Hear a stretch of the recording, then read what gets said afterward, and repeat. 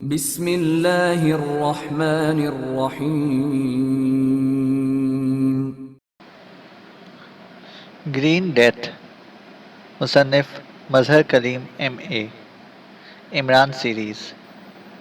ٹیلی phone کی گھنٹی بجتے ہی میز کے پیچھے بیٹھے ہوئے کرنل فریدی نے ہاتھ بڑھا کر ریسیور اٹھا لیا۔ یس، کرنل فریدی نے سپاٹ لہجے میں کہا۔ جناب، بیگم انیس جہاں آپ سے بات کرنا چاہتی ہیں۔ دوسری طرف سے سیکرٹری کی مؤدبانہ آواز سنائی دی۔ کراؤ بات۔ کرنل فریدی کا لہجہ پہلے سے بھی زیادہ سپاٹ ہو گیا تھا۔ ہیلو بیٹے فریدی، میں تمہاری خالہ بول رہی ہوں۔ تم آئے نہیں، ہم سب تمہارا انتظار کر رہے ہیں۔ ایک بڑی سی آواز سنائی دی، لیکن لہجے میں بے حد کھنک اور وقار تھا۔ ویری سوری بیگم انیس جہاں، آپ نے خواہ مخواہ میرا انتظار کیا۔ میں نے تو آپ کو بتا دیا تھا کہ میرے پاس وقت بے حد کم ہوتا ہے، کرنل فریدی نے سپاٹ لہجے میں جواب دیتے ہوئے کہا، لیکن اس کے لہجے میں احترام بہرحال موجود تھا۔ اب ایسی بھی کیا بیگانگی بیٹے، بڑے طویل عرصے بعد تو تم سے ملاقات ہوئی ہے۔ میرا کیا ہے، کسی بھی لمحے بلاوا آ سکتا ہے۔ تم میری بہن کے اکلوتے بیٹے ہو۔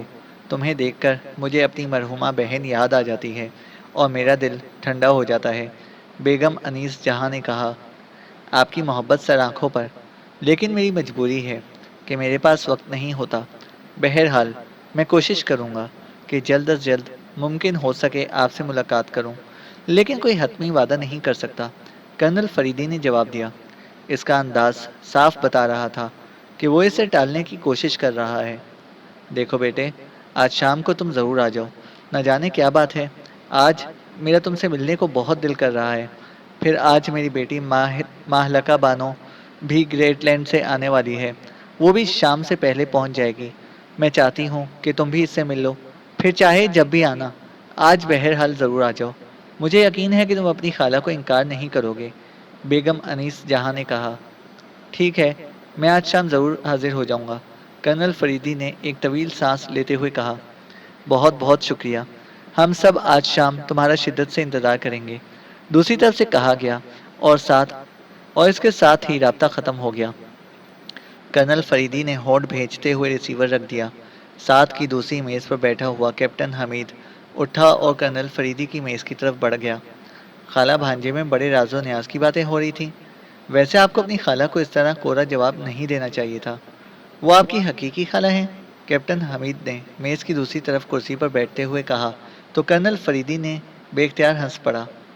بیگم انیس جہاں کی اکلوتی صاحبزادی ماہلکہ بانو بھی آج گریٹ لینڈ سے آ رہی ہے، اور بیگم انیس جہاں آج اس سے ملوانے کے لیے مجھے بلوا رہی ہیں۔ ایسا ہے کہ میری جگہ تم جا کر اس سے مل لو، کرنل فریدی نے مسکراتے ہوئے کہا۔ ماہلکہ بانو، نام ہی بتا رہا ہے کہ وہ صاحبزادی خاصی عمر کی ہوں گی۔ موجودہ دور میں کوئی ایسے نام نہیں رکھتا، کیپٹن حمید نے منہ بناتے ہوئے کہا۔ ہاں، لگتا تو ایسا ہی ہے، کرنل فریدی نے کہا۔ تو آپ کون سے جوان ہیں؟ آخر اللہ تعالیٰ جوڑ کا خیال تو رکھتا ہی ہے، کیپٹن حمید نے جواب دیتے ہوئے کہا۔ ظاہر ہے وہ ایسا موقع کہاں آسانی سے جانے دیتا۔ تمہیں اگر ماہلکہ بانو میں دلچسپی پیدا ہو رہی ہے تو ٹھیک ہے، میں آج ہی خالہ سے بات کرتا ہوں۔ مجھے یقین ہے کہ وہ مجھے انکار نہیں کریں گی، کرنل فریدی نے جواب دیا۔ آپ کو اپنے متعلق خود بات کرنے کی کیا ضرورت ہے؟ میں جو موجود ہوں، آپ کی خالہ کو ایسا شیشے میں اتاروں گا کہ وہ خود ہی آپ سے درخواست کر دیں گی کہ بیٹے فریدی، میں ایسا چاہتی ہوں کہ لے جاؤ ماہلکہ بانو کو اپنے ساتھ، کیپٹن حمید نے ترکی بترکی جواب دیتے ہوئے کہا تو کرنل فریدی بے اختیار ہنس پڑا۔ تمہاری مرضی، میں نے تو تمہیں آفر کی تھی، لیکن ایک بات بتا دوں کہ اب بھی وقت ہے، اگر تم کہو تو میں تمہاری بات آگے چلاؤں، پھر مجھے اس بارے میں نہ کہنا، کرنل فریدی نے کہا۔ میں کیسے بات کر سکتا ہوں؟ آخر عمروں میں فرق کی کوئی حد بھی تو ہونی چاہیے۔ اب یہ تو اچھا نہیں لگتا کہ دلہا 20 سال کا ہو اور دلہن 70-80 سال کی، کیپٹن حمید نے منہ بناتے ہوئے کہا، اور کرنل فریدی بے اختیار ہنس پڑا۔ اوکے، تمہاری مرضی۔ وہ تم نے مادام ڈکاکی کے بارے میں رپورٹ نہیں دی کہ وہ اسلم میں کیا کرتی رہی ہے، کرنل فریدی نے کہا۔ میں نے آپ کو 1000 بار کہا ہے کہ آپ مادام ڈکاکی کا کیس مکمل طور پر میرے حوالے کر دیں، لیکن آپ مانتے ہی نہیں۔ اگر میں اس سے خود مل لیتا تو اب تک میں آپ کو بتا چکا ہوتا کہ آپ کو جو رپورٹس ملی ہیں وہ غلط ہیں۔ مادام ڈکاکی تو بس سیر و سیاحت کی شوقین ہے، کیپٹن حمید نے منہ بناتے ہوئے کہا۔ میں نے تو تمہیں اس لیے ذاتی طور پر ملنے سے منع کر دیا تھا کہ جب تک اس کے بارے میں واضح معلومات حاصل نہ ہو جائے، اگر تم یا میں اس سے ملنے کی کوشش کریں گے اور اگر وہ واقعی کسی بڑے منصوبے کا حصہ ہوئی تو اسے راستے سے ہٹا دیا جائے گا اور ہم اندھیرے میں رہ جائیں گے۔ کرنل فریدی نے جواب دیتے ہوئے کہا، لیکن میری سمجھ میں تو نہیں آ رہا کہ اگر وہ واقعی کسی منصوبے پر کام کر رہی ہوتی تو اب تک کچھ نہ کچھ تو معلوم ہو ہی جاتا۔ آپ کو یقیناً جس نے بھی اس بارے میں اطلاع دی ہے غلط اطلاع ہے، کیپٹن حمید نے کہا۔ ہو سکتا ہے کہ اطلاع واقعی غلط ہو، لیکن تحقیق کر لینے میں کیا حرج ہے؟ اب بہرحال جو کچھ بھی ہے سامنے آ جائے گا، کرنل فریدی نے کہا تو کیپٹن حمید بے اختیار چونک پڑا۔ اب کا کیا مطلب ہے؟ کیا کوئی خاص بات ہو گئی ہے؟ کیپٹن حمید نے حیرت بھرے لہجے میں کہا۔ ہاں، وہ پاکیشیا پہنچ رہی ہے اور میں نے عمران سے کہہ دیا ہے اور مجھے یقین ہے کہ وہ اصل بات سامنے لے آئے گا، کرنل فریدی نے جواب دیا تو کیپٹن حمید نے اس طرح منہ بنا لیا جیسے کونین کا پورا پیکٹ اس کے حلق میں زبردستی اتار دیا گیا ہو۔ اس احمق نے کیا کرنا ہے؟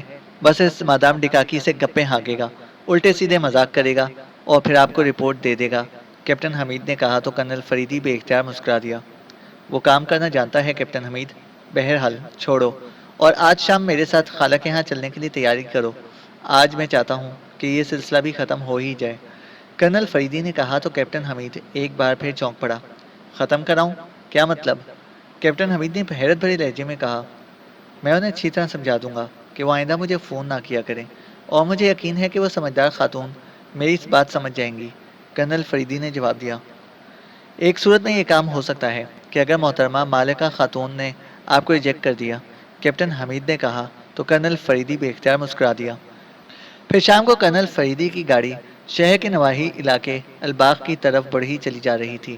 الباغ شہر سے تقریباً 40 کلومیٹر دور ایک چھوٹا سا قصبہ تھا اور وہاں بیگم انیس جہاں کی انتہائی شاندار حویلی تھی، کیونکہ الباغ کا تقریباً چوتھائی علاقہ ان کے شوہر نواب واصف علی خان کی ملکیت تھا۔ بیگم انیس جہاں کرنل فریدی کی حقیقی خالہ تھیں۔ ان کی شادی نواب واصف علی خان سے ہوئی تھی جو کرنل فریدی کے دور کے رشتہ دار بھی تھے۔ نواب واصف علی خان کسی خاندانی تنازع کی وجہ سے کافرستان میں اپنی جاگیر فروخت کر کے یہاں مستقل طور پر شفٹ ہو گئے تھے اور اس کے تنازع کی وجہ سے انہوں نے خاندان کے ساتھ ہر قسم کا تعلق بھی ختم کر لیا تھا۔ یہی وجہ تھی کہ کرنل فریدی کو بھی ان کے بارے میں کچھ معلوم نہ تھا اور نہ اس نے کبھی کھوج لگایا تھا۔ البتہ کرنل فریدی کو یاد تھا کہ ان کی والدہ کبھی کبھار اپنی بہن انیس جہاں کی بات کیا کرتی تھیں، لیکن انہوں نے کبھی ان سے ملنے کی کوشش نہ کی تھی، اس لیے کرنل فریدی کو بھی اس بارے میں تفصیلات کا علم نہ تھا۔ یہ تو کرنل فریدی 2-3 ہفتے قبل ایک ہوٹل میں گیا تو اس نے وہاں ایک بزرگ خاتون کو لفٹ میں اترتے ہوئے دیکھا تو وہ بے اختیار ٹھٹک کر رک گیا، کیونکہ اس خاتون کی شکل اس کی والدہ محترمہ سے بہت ملتی جلتی تھی کہ اسے یوں محسوس ہو رہا تھا کہ جیسے اس کی والدہ دوبارہ زندہ ہو کر سامنے آ گئی ہوں۔ وہ خاتون تو ہوٹل سے باہر چلی گئی، لیکن کرنل فریدی کے ذہن و دل میں وہ چال سا آ گیا تھا اور پھر اس نے جب ہوٹل کی انتظامیہ سے ان کے بارے میں پوچھا تب اسے پتہ چلا کہ یہ بیگم انیس جہاں ہیں، نواب واصف علی خان مرحوم کی بیوہ، اور وہ ہوٹل نواب واصف علی خان کی ملکیت تھا اور اب ان کی بیگم اس کے بورڈ آف آنرز کی چیئرمین ہے۔ اور اس کے ساتھ ہی کرنل فریدی کو معلوم ہو گیا کہ بیگم انیس جہاں الباغ کے علاقے میں اپنی حویلی میں اکیلی ملازموں کے ساتھ رہتی ہیں۔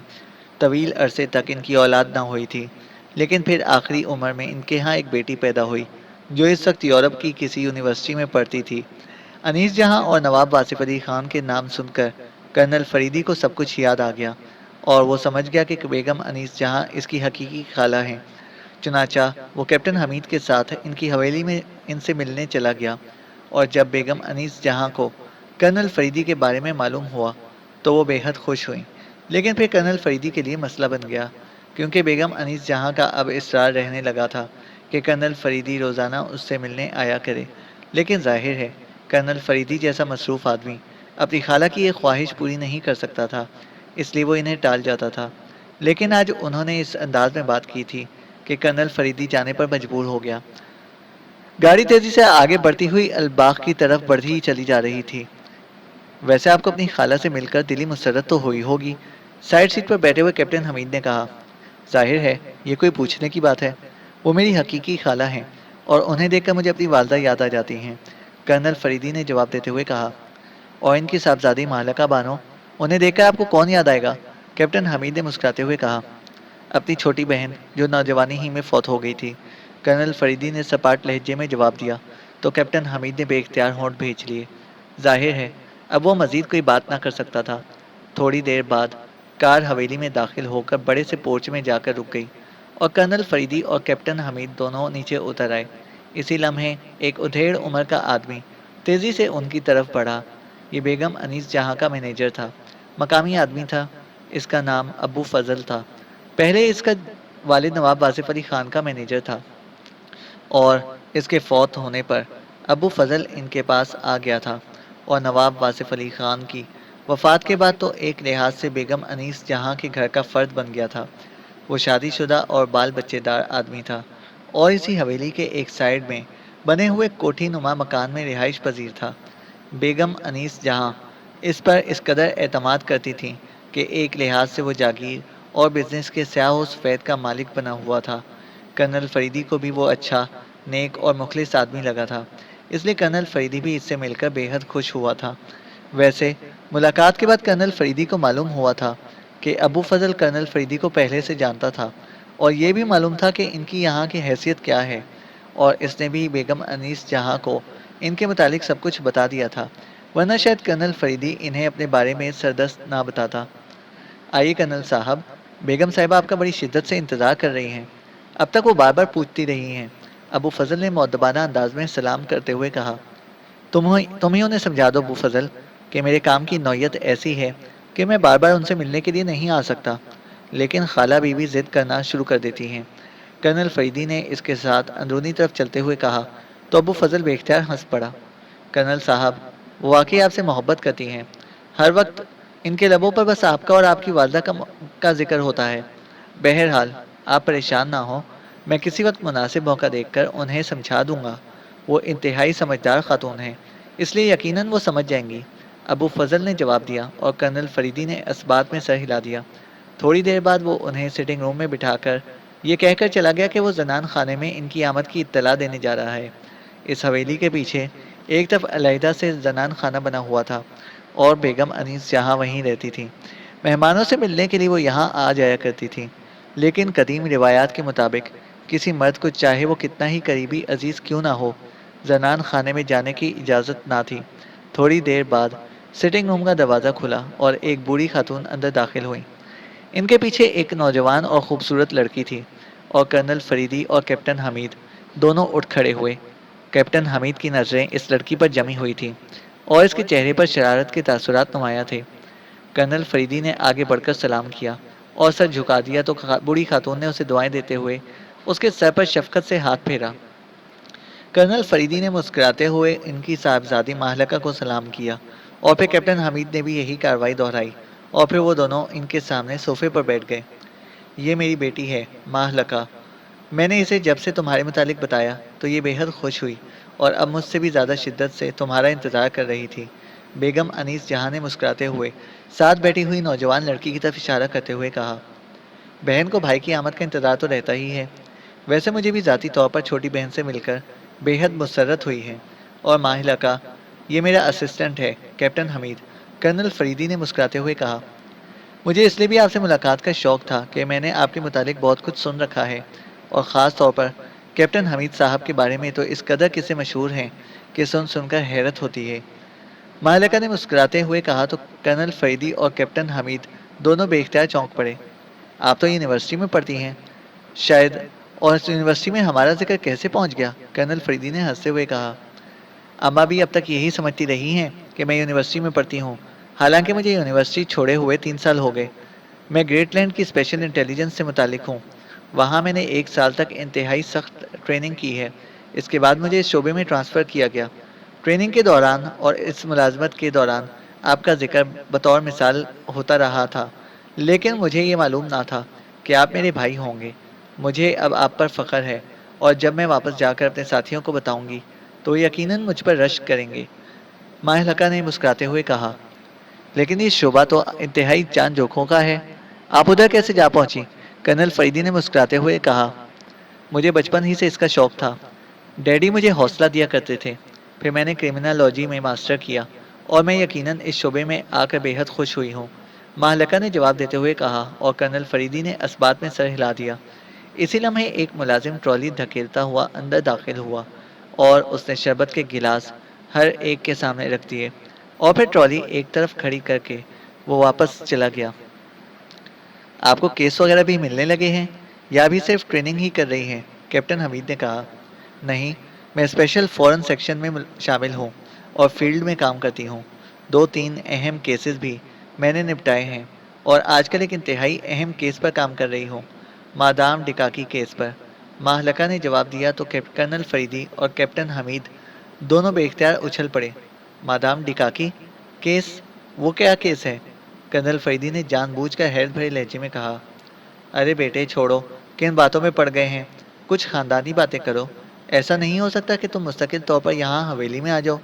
بیگم انیس جہاں نے جو اب تک خاموش بیٹھی ہوئی تھیں اچانک مداخلت کرتے ہوئے کہا، خالہ بی بی، میں سرکاری ملازم ہوں اور میری ڈیوٹی اس ٹائپ کی ہے کہ میں یہاں نہیں رہ سکتا۔ ویسے آپ کی اس آفر کا بے حد شکریہ۔ ہاں تو ماہلکہ، تم بتا رہی تھی کہ تم کیس کے بارے میں۔ کرنل فریدی نے مسکراتے ہوئے پہلے بیگم انیس جہاں کو جواب دیا اور پھر مہلکہ سے مخاطب ہوا۔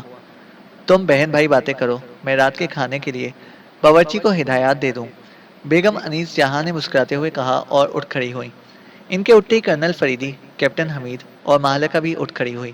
ارے ارے بیٹھو، اس تکلف کی ضرورت نہیں ہے، بیگم انیس جہاں نے شفقت بھرے لہجے میں کہا، اور پھر آہستہ آہستہ قدم اٹھاتی بیرونی دروازے کی طرف بڑھ گئیں۔ کرنل صاحب، ویسے تو یہ سرکاری راز ہے، لیکن آپ کو بتانے میں بہرحال کوئی حرج نہیں ہے، کیونکہ اس مادام ڈکاکی کا آپ سے تو کوئی تعلق نہیں ہو سکتا۔ البتہ آپ مجھے اس بارے میں کوئی مفید مشورہ ضرور دے سکتے ہیں، کیونکہ اگر میں نے اس کیس میں کامیابی حاصل کر لی تو ہو سکتا ہے مجھے اسپیشل سیکشن کی چیف بنا دیا جائے۔ مہلکہ نے مسکراتے ہوئے کہا۔ آپ بتائیں تو صحیح، کرنل فریدی نے کہا۔ ویسے آپ اور بھائی حمید جس طرح مادام ڈکاکی کا نام سن کر چونکے ہیں اور آپ کے چہروں پر حیرت ابھری ہے، اس سے معلوم ہوتا ہے کہ آپ اس کے بارے میں بہرحال جانتے ہیں۔ مہلکہ نے کہا تو کرنل فریدی سمجھ گیا کہ مہلکہ واقعی ذہین اور ہوشیار لڑکی ہے۔ ہاں، ہم نے اس کا نام سنا ہے، لیکن اس انداز میں نہیں۔ اتنا معلوم ہے کہ وہ مارڈرڈ کے لارڈ کی اکلوتی صاحبزادی ہیں اور سیر و سیاحت کی بے حد شوقین ہیں، اور معیاری رسالوں میں ان کے سفر نامے کی دلچسپ رپورٹیں بھی شائع ہوتی رہتی ہیں، لیکن چونکہ آپ نے نام کے ساتھ کیس کا لفظ لگا دیا تھا، اس لیے ہم چونکے بھی اور حیران بھی ہوئے ہیں۔ کرنل فریدی نے کہا، پہلی بات تو یہ ہے کہ میں آپ سے عمر میں چھوٹی ہوں اور پھر آپ کی بہن بھی ہوں، اس لیے آپ مجھے آپ کی بجائے تم کہیں گے، مجھے اس سے بے حد خوشی ہوگی۔ آپ کو معلوم تو ہے کہ میں اپنے والدین کی اکلوتی اولاد ہوں اور میرا کوئی بھائی نہیں ہے، اس لیے آپ جیسا مشہور و معروف بڑا بھائی میرے لیے کسی نعمت سے کم نہیں ہے۔ جہاں تک مادام ڈکاکی کیس کا تعلق ہے تو گریٹ لینڈ کے اسپیشل سیکشن کے چیف کو خفیہ اطلاع ملی ہے کہ مادام ڈکاکی کی کسی انتہائی خفیہ مذہبی سرگرم تنظیم کی رکن ہے۔ یہ تنظیم اپنے کسی خاص مذہبی مقاصد کی خاطر دنیا بھر میں کوئی پراسرار بیماری پھیلانے کے منصوبے پر عمل کر رہی ہے، ایسی پراسرار اور بھیانک بیماری جس کا کوئی علاج نہیں اور جس سے آنن فانن لاکھوں کروڑوں افراد ہلاک ہو سکتے ہیں۔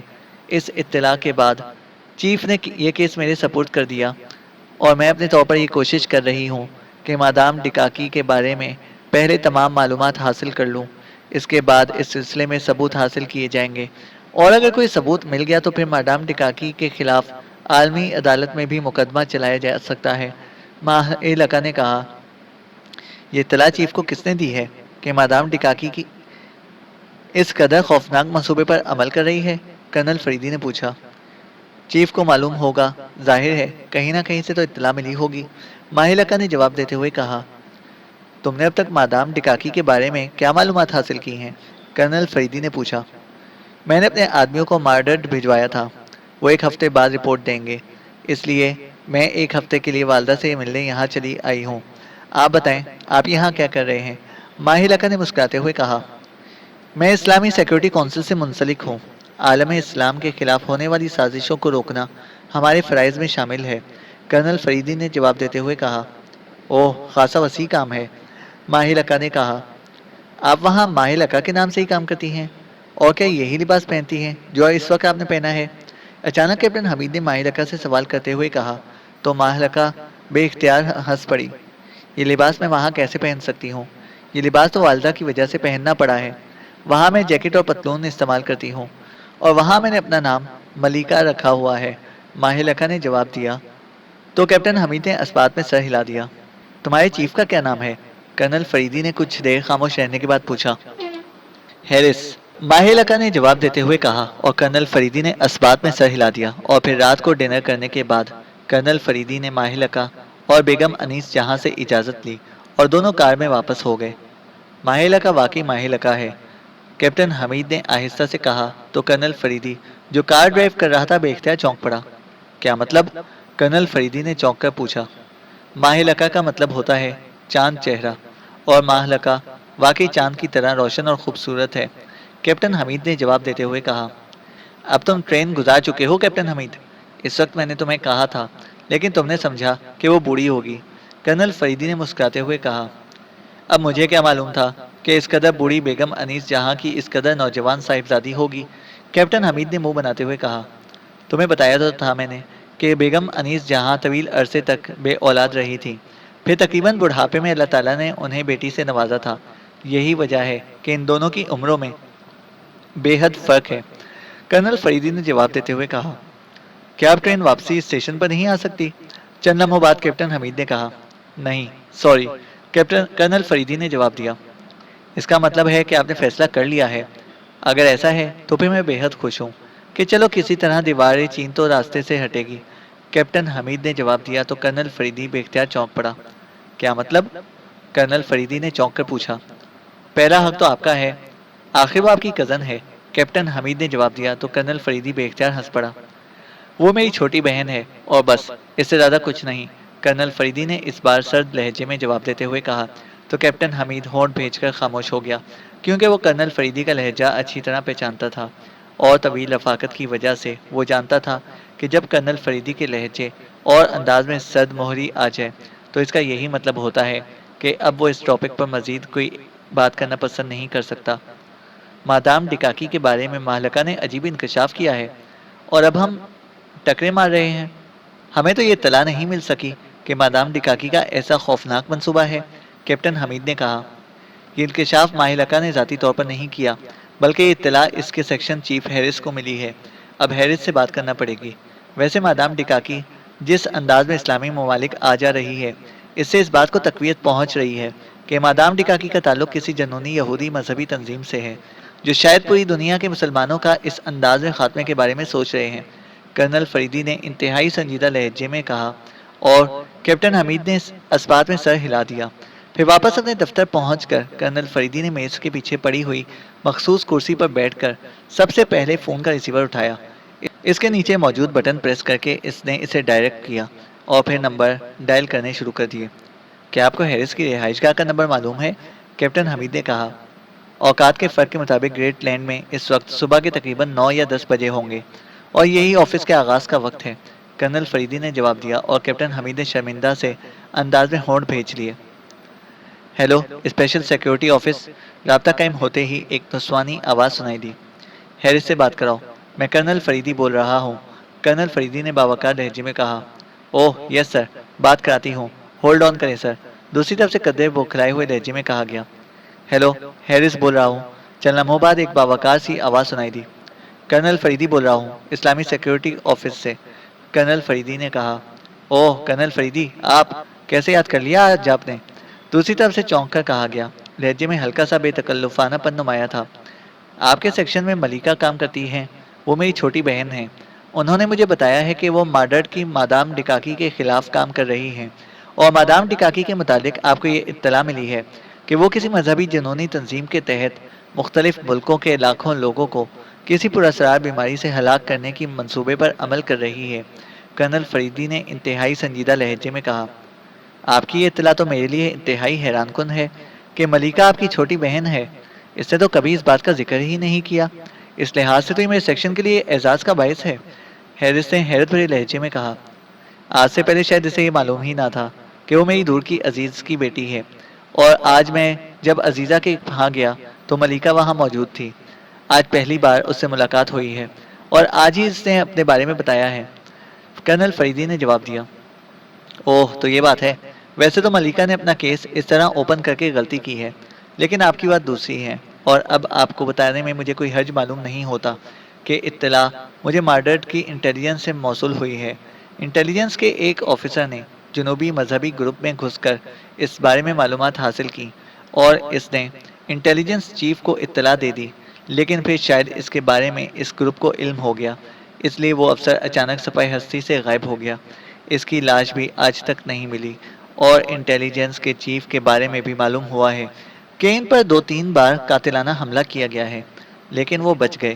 انہوں نے مجھے یہ بات اس لیے بتائی تھی کہ ہمارا مارڈرڈ سے باقاعدہ معاہدہ ہے کہ ہم انٹیلیجنس کے معاملات میں ان کی مدد کریں گے، لیکن کل یہ اطلاع ملی ہے کہ ایک روڈ ایکسیڈنٹ میں چیف بھی ہلاک ہو گئے ہیں.